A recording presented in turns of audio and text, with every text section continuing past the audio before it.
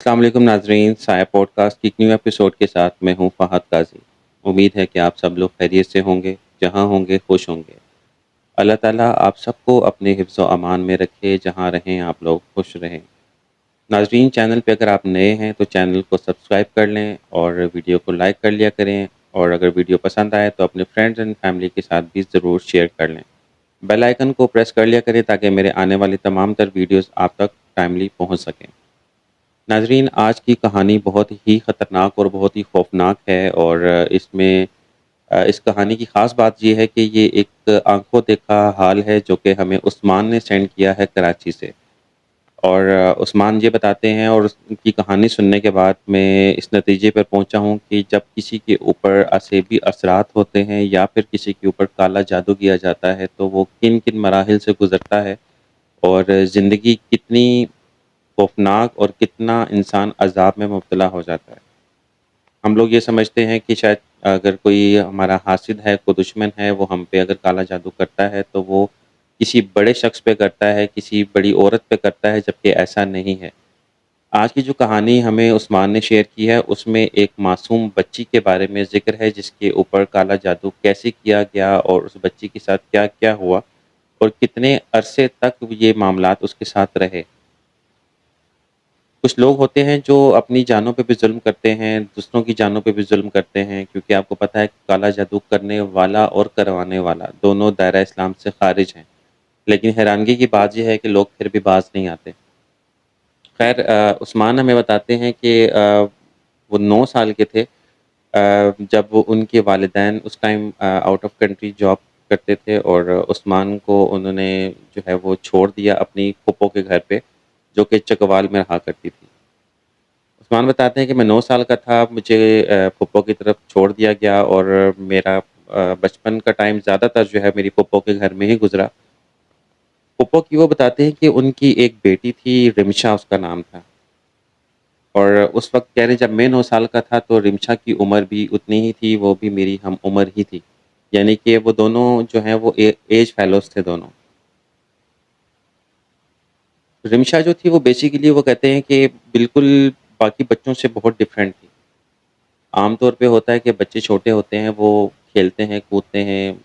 Gathering کرتے ہیں، enjoy کرتے ہیں، لیکن 9 سال کی عمر میں رمشا جو ہے وہ باقی بچوں سے بہت ہی زیادہ ڈفرینٹ تھی۔ وہ ہر ٹائم خاموش رہتی، اور گھر کے ایک برآمدہ، وہ بتاتے ہیں کہ گھر کے ایک کونے میں ایک برآمدہ بنا ہوا تھا، وہ اس برآمدے میں ہر ٹائم ایک کونے میں بیٹھی رہتی تھی، اور وہاں پہ زمین پہ بیٹھ کے نا وہ ایسے فنگرز کے ساتھ کبھی کچھ شیپس بناتی، کبھی وہ گول گول دائرہ بناتی، اور اکیلے میں بڑبڑاتی تھی۔ اور کبھی کبھی کہتے ہیں ہم اس کو جب دیکھتے تھے تو ایسا محسوس ہوتا تھا کہ جیسے اس کے سامنے کوئی بیٹھا ہوا ہے اور وہ اس کے ساتھ باتیں کر رہی ہے۔ شروع میں تو وہ کہتے ہیں کہ ہم نے اتنا نوٹس نہیں کیا، ہمیں لگا کہ شاید بچی ہے، بچے بعض اوقات ہوتے ہیں کہ وہ اکیلے میں بیٹھتے ہیں، اکیلے میں باتیں کرتے ہیں، اپنے آپ سے باتیں کر رہے ہوتے ہیں، لیکن جیسے جیسے وقت گزرتا گیا ویسے ویسے اس کے ساتھ معاملات بڑے عجیب و غریب طرح کے ہونا شروع ہو گئے۔ بچپن کا ٹائم تو خیر اس کا ایسے ہی گزرا کہ وہ رات میں نیند میں بولتی، بڑبڑاتی، عجیب عجیب لینگویج میں بات کرتی، اور وہ بتاتے ہیں کہ وہ اتنی کم عمر میں نیند میں وہ ایسی ایسی باتیں بولتی تھی کہ جیسے ایک بڑا شخص، ایک بڑی عمر کا انسان بات کرتا ہے۔ شروع میں وہ بتاتے ہیں کہ میری پھپھو کو تو ایسا لگا کہ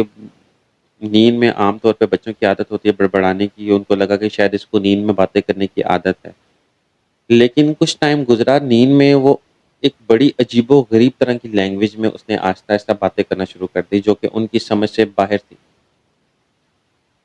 اکثر اوقات وہ رات کو نیند میں جو ہے وہ بڑبڑانے کے ساتھ ساتھ چیخیں مارنا شروع کر دیتی،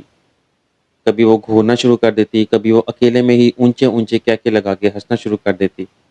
خیر، ان معاملات کے بارے میں مجھے وہ بتاتے ہیں کہ اتنا پتہ نہیں تھا اس وقت، لیکن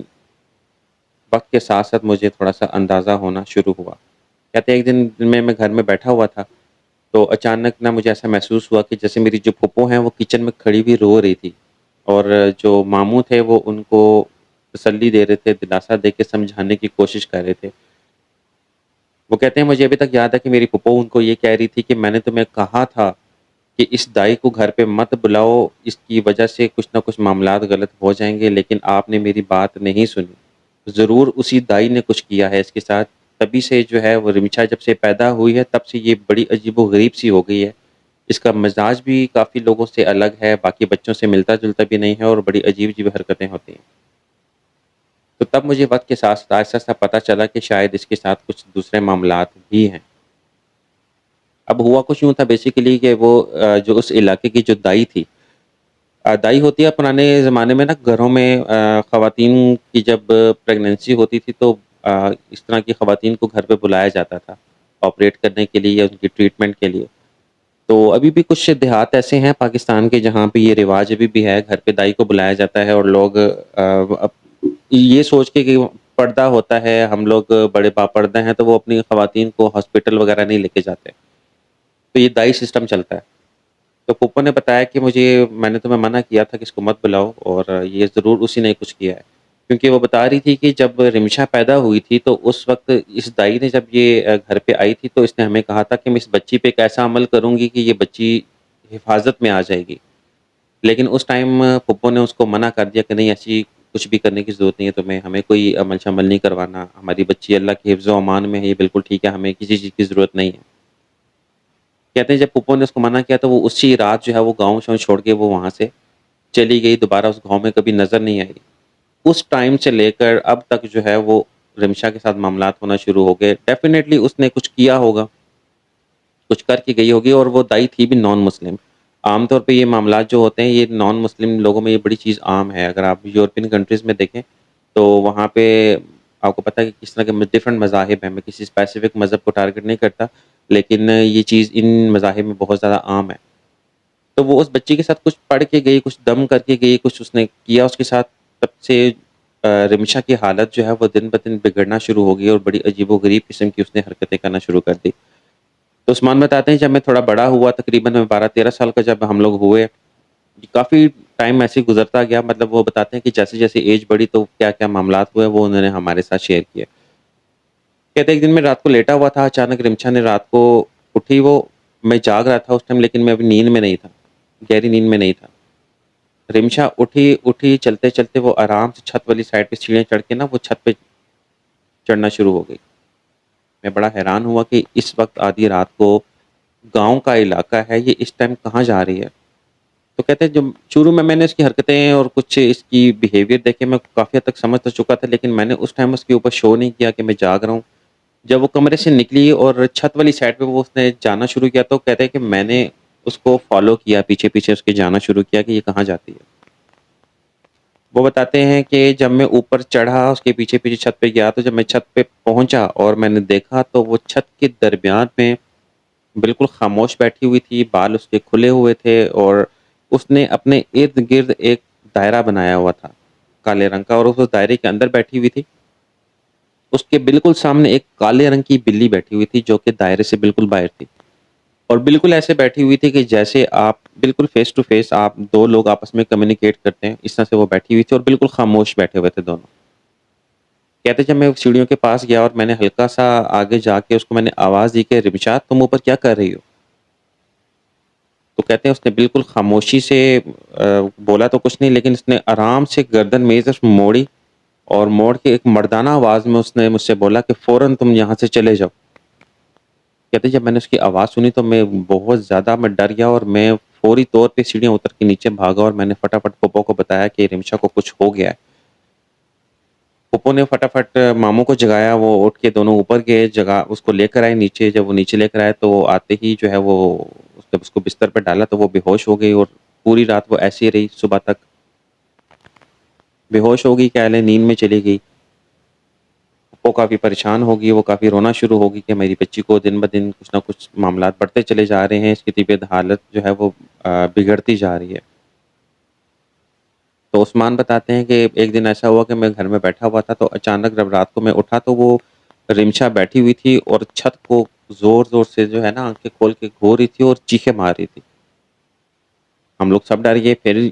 کئی راتیں ہماری ایسی ہی گزری، رات کے لیٹ نائٹ مطلب رات کے کافی پچھلے پہر میں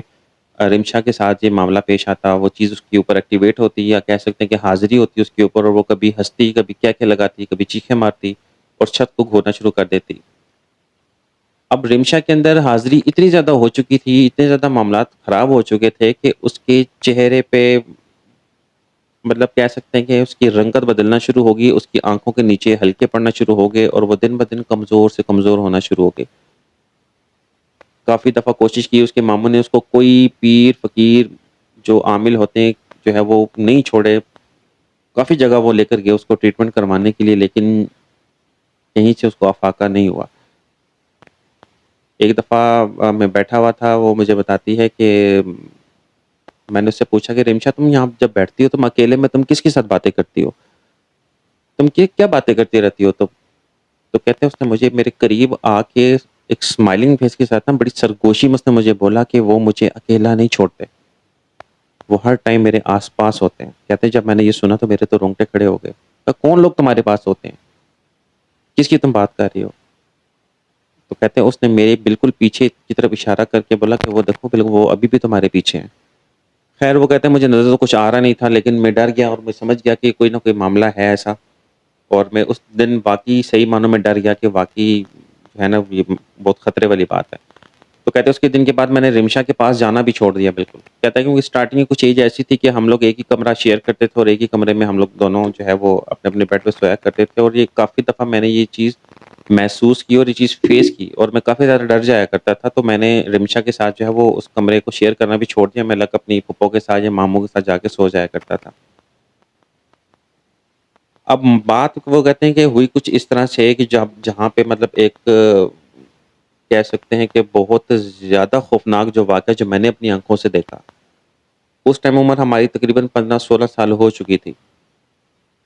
وہ کہتے ہیں ہم لوگ رات کو سوئے ہوئے تھے اور اچانک نا ہمیں ایسا محسوس ہوا کہ جیسے دیوار کے ساتھ نا کوئی چیز رگڑ رہا ہوتا ہے، ایسے دیوار کے ساتھ کوئی کھرچ رہا ہوتا ہے کوئی چیز۔ کہتے ہیں ہم نیند میں تھے، میں سویا ہوا تھا، قریب میں ہم لوگ سوئے ہوئے، تو کہتے ہیں جب ہم نے رات کے موبائل کی ٹارچ آن کر کے چیک کی تو دیکھ کے ہمارے ہوش اڑ گئے کہ دیوار کے اوپر ایک عجیب سی شیپ بنائی ہوئی تھی۔ رمشا نے اپنے آپ کو اس نے زخمی کیا ہوا تھا اور اپنے ہی خون کے ساتھ ایک مخصوص طرح کی کوئی شکل بنا رہی تھی، اور ہلکی ہلکی آواز میں جو ہے وہ کہہ سکتے ہیں کہ سرگوشیاں کر رہی تھی، اکیلے میں باتیں کر رہی تھی۔ جب ہم نے اس کو دیکھا تو گھر میں شور پڑ گیا، ماموں نے فٹافٹ اس کے ہاتھ سے وہ بلیڈ تھا یا چھری تھی پتہ نہیں، یہ ابھی تک مجھے یاد نہیں ہے، کافی پرانی بات ہو چکی ہے، وہ بتاتے ہیں کہ اس کے ہاتھ سے چھینا، اس کو ہم نے فوری طور پہ اس کو جو اس کا زخم تھا، اس کا خون بہ رہا تھا، وہ ہم نے اس کا روکا، اور لیکن اس کو کوئی درد نہیں تھا، ہنستی تھی آگے سے، کہہ لگا لگا کے ہنستی تھی اور کہتی تھی مردانہ آواز میں، اس کے اندر سے آوازیں آتی تھی کہ یہ ہماری ہے، یہ بچپن سے ہی ہماری ہے اور ہم اس کو اپنے ساتھ لے کر جائیں گے۔ بہت زیادہ ٹینشن کریٹ ہو گئی گھر میں، سارے پریشان ہو گئے۔ پھر آخرکار ماموں جو ہے وہ ایک قریبی کافی جانے مانے مفتی تھے، ان کو لے کر آئے، انہوں نے جب اس کا حساب کیا، اس پہ پڑھائی کی، اور جب بھی وہ مفتی صاحب آ کے سورہ بقرہ کی تلاوت کرتے تھے نا اونچی آواز میں، تو وہ چیخنا شروع کر دیتی تھی، زور زور سے چیختی تھی، دھاڑے مارتی تھی، اور اپنے آپ کو دیوار کے ساتھ وہ ٹکریں بھی مارتی تھی، اور اتنا اس میں اگریشن آ جاتی تھی، اتنی وہ زیادہ مطلب اذیت پسند ہو جاتی تھی کہ اگر اس کا خون بھی بہتا تھا کہ تو اس کو کوئی پرواہ نہیں ہوتی تھی۔ اور اس دوران بھی مطلب آپ اندازہ لگائیں کہ وہ زور زور سے دیوار پہ ٹکرے مار رہی ہے، اس کا خون نکل رہا ہے، لیکن وہ کیا لگا لگا کے ہنس رہی ہے۔ لیٹتی تھی تو وہ اٹھا اٹھا کے وہ چیز اس کو پٹکتی تھی بستر کے اوپر، اور آوازیں نکلتی تھی عجیب عجیب، کبھی کون سی زبان میں بات کرتی تھی وہ چیز، کبھی کون سی زبان میں بات کرتی تھی، اور کیا لگا لگا کے ہنستی تھی آگے سے، اور بار بار یہ چیز ریپیٹ کرتے تھے کہ یہ ہماری، ہم تو اس کو لے کر جائیں گے، تم لوگ اس کو آزاد نہیں کروا سکتے۔ تو مفتی صاحب جب بھی آیت الکرسی پڑھتے، سورہ بقرہ کی تلاوت کرتے، اس کے اوپر پانی دم کرتے، تو وہ کافی زیادہ ایگریشن اس کے اندر آ جاتا، وہ ری ایکشن بہت زیادہ اس کے اندر آ جاتا۔ خیر کافی عرصہ اس کا دم درود چلتا رہا، تھوڑی سی طبیعت اس کی سنبھلی، لیکن وہ معاملہ ختم نہیں ہوا۔ کافی انہوں نے کوشش کی، اس کو تعویذ وغیرہ بھی دیے، اس کو پڑھائیاں وغیرہ بھی کرتے تھے۔ پھر کچھ جب اس کی طبیعت سنبھلی تو رمشا کی حالت تو خیر دیکھنے والی تھی، اس نے پھر وہ آہستہ آہستہ بات کرنا شروع ہوئی، تو پھر وہ مجھے ایک دفعہ اس نے بٹھا کے بولا کہ عثمان بھائی آپ کو پتہ ہے کہ ان لوگوں نے مجھے قید کر لیا تھا، وہ مجھے بار بار اپنے ساتھ لے جانے کے لیے آتے تھے اور مجھے کہتے تھے کہ ہم تمہیں اپنے ساتھ لے کے جائیں گے، لیکن بات وہی ہے کہ وہ معاملہ بھی ختم ہوا نہیں تھا، وہ کچھ دن کے لیے تھوڑا سا ٹھہراؤ آیا اور ان چیزوں نے اس کا پیچھا چھوڑا، لیکن وہ پیچھا مکمل طور پہ نہیں چھوڑا تھا انہوں نے، وہ معاملہ بھی ختم نہیں ہوا تھا۔ تو عثمان بتاتے ہیں کہ آخری جو ٹائم ہم نے دیکھا وہ آج تک میں نہیں بھول پایا ہوں، اور یقین مانیں کہ ابھی میں آپ کو بھی بتاتا ہوں کہ اس کے ساتھ ہوا کیا تھا۔ بیسیکلی ایک دل دہلا دینے والا واقعہ۔ کچھ لوگ سمجھتے ہیں کہ کالا جادو جب کوئی کرتا ہے یا کوئی چیز حاوی ہوتی ہے تو وہ صرف آپ کو فزیکلی نقصان پہنچاتی ہے یا وہ آپ کو مینٹلی ڈسٹرب کر دیتی ہے، جبکہ ایسا نہیں ہے۔ یہ آپ کو یاد دہانی کروا دوں کہ کچھ ہوائی اور غیر مرئی مخلوقات اتنی ضدی اور اتنی ایگریشن میں ہوتی ہیں کہ وہ آپ کو مار بھی دیتی ہیں، انسان کی ڈیتھ بھی ہو جاتی ہے۔ کہتے ہیں ایک دن ہم لوگ سارے اپنے بار برآمدے میں سوئے ہوئے تھے اور رمشا اپنے کمرے میں تھی اندر۔ اب ہوا کچھ یوں کہ رمشا نے دروازہ اندر سے لاک کیا ہوا تھا، اچانک اندر سے اس کی چیخوں کی آوازیں آنا شروع ہو گئی، برتن ٹوٹنے کی، چیزیں گرنے کی آوازیں آنا شروع ہو گئی، اور مسلسل اندر سے شور شرابے کی آواز، اور ایسا محسوس ہوتا تھا کہ جیسے ایک سے زائد لوگ اندر ہیں، کیونکہ مردانہ اور زنانہ دونوں آوازیں مکس اندر سے آتی تھی، اور چیخو پکار کی، رمشا کی چیخنے کی آواز ہم نے ایک دو دفعہ سنی، اور دروازہ ہم نے کھولنے کی کوشش کی، جبکہ دروازہ کھل سکتا نہیں تھا کیونکہ دروازہ اندر سے بند تھا۔ اب یہ جو میں بات بتانے جا رہا ہوں، عثمان کہتے ہیں کہ وہ میں نے اپنی آنکھوں سے دیکھی ہے، میں وہاں پہ موجود تھا، جس کے بعد سے میں نے دوبارہ ادھر کا رخ بھی نہیں کیا۔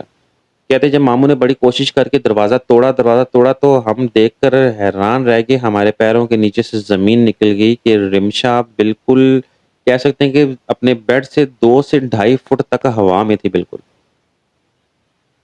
اس کے پاؤں لٹکے ہوئے تھے، سر لٹکا ہوا تھا، اور درمیان کا جو اس کا دھڑ تھا وہ بالکل ہوا میں ایسے، مطلب ایسے یوں سمجھ لے کہ ایسے اے فارم میں ایسے اوپر کی طرف اٹھا ہوا تھا۔ عام طور پہ تو ہم ایسے موویز وغیرہ میں دیکھتے ہیں نا، لیکن عثمان کہتے ہیں کہ یہ ہم موویز میں بھی شاید یہ سچ ہی بتاتے ہیں، کیونکہ یہ چیز میں نے اپنی آنکھوں سے دیکھی ہے کہ وہ اپنے بیڈ سے 2 سے 2.5 فٹ ہوا میں تھی اور ایسے لٹکی ہوئی تھی بالکل۔ تو اتنی دیر میں کہہ رہے ہیں ہم نے فٹافٹ اونچی اونچی آواز میں آیت الکرسی پڑھنا شروع کر دی، ماموں نے بھی اس کے اوپر آیت الکرسی پڑھ کے اور کچھ پڑھ کے اس کے اوپر پانی جیسے ہی پھینکا، ایک چیخ کے ساتھ جو ہے وہ کھڑکیاں دروازے زور سے کھلے اور رمشا واپس بیڈ پہ گری ہے۔ کہتے وہ بیڈ پہ بس گری ہے، بس وہ اس کا گرنا وہ آخری گرنا تھا۔ ہمیں لگا کہ شاید وہ بے ہوش ہو چکی ہے، لیکن اب کافی افراتفری پڑ گئی، شور شرابہ پڑ گیا۔ ماموں نے فٹافٹ جا کے کسی ڈاکٹر کو وہاں سے بلا کر اپنے ساتھ گھر لے کر آئے، لیکن جب وہ ڈاکٹر صاحب گھر پہ آئے تو انہوں نے بتایا کہ یہ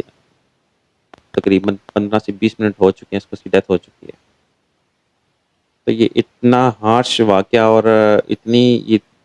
خوفناک بات ہے، سوچنے کی بات ہے کہ ایسے کیسز بہت کم دیکھنے کو ملتے ہیں، ایسے بہت ریئر کیسز میں ایسا ہوتا ہے۔ تو عثمان بتاتے ہیں کہ وہ ہماری رمشا کے ساتھ آخری ملاقات تھی اور ہم نے وہ آخری نظارہ دیکھا، اس کے بعد شاید انہوں نے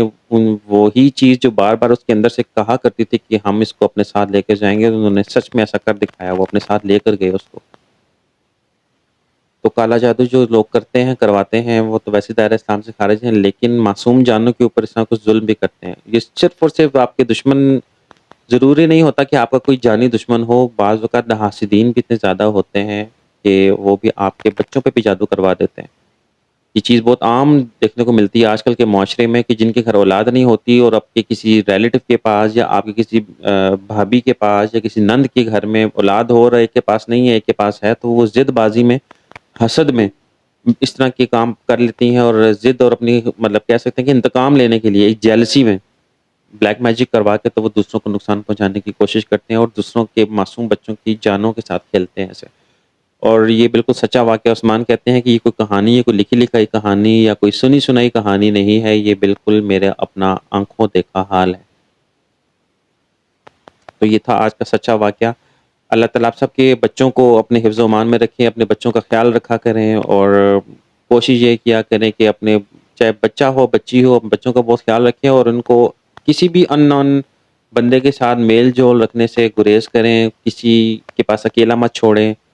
اور کوشش یہ کریں کہ اپنے بچوں کی حفاظت کریں اور بہت زیادہ کیئر کریں، کیونکہ یہ چیزیں آج کل کے معاشرے میں بہت زیادہ عام ہو چکی ہیں۔ امید ہے کہ یہ ایک سچا واقعہ آپ کو بہت پسند آیا ہوگا، اور اگر ویڈیو پسند آئی ہو تو ویڈیو کو لائک کر دیں، چینل کو ضرور سبسکرائب کر لیں، کیونکہ آپ کے سبسکرائب کرنے سے مجھے موٹیویشن ملتی ہے، اور اگر آپ کی سپورٹ رہے گی تو ہی میں ایسی ویڈیوز اچھی اچھی آپ کے لیے لاتا رہوں گا اور ایسے ہی واقعات آپ کے ساتھ میں شیئر کرتا رہوں گا۔ مجھے دیجیے اجازت آج کے اس پوڈ کاسٹ سے. انشاءاللہ ملاقات ہوگی نیکسٹ ویڈیو میں ایک نیو کہانی کے ساتھ. تب تک کے لیے اللہ حافظ.